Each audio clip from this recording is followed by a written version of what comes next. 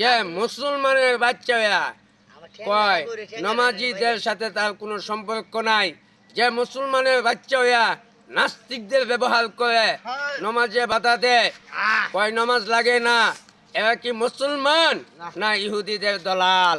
ইহুদিদের দলাল, এরা হইল হে লাল কুত্তার দল। বিলাতি কুত্তার দল।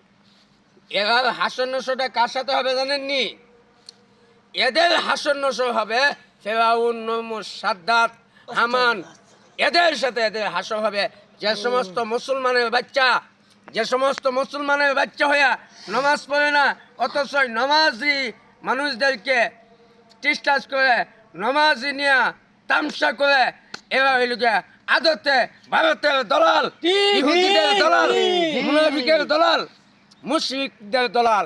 ঠিক না? ঠিক না? ঠিক ঠিক। ভাই, আজকে আমার সময় নাই, এই পর্যন্তই আমার বক্তব্য পেশ করিলাম। এই পর্যন্তই আমি আপনাদের কাছে সমর্থন। আসসালামু আলাইকুম ওয়া রাহমাতুল্লাহি ওয়া বারাকাতুহু।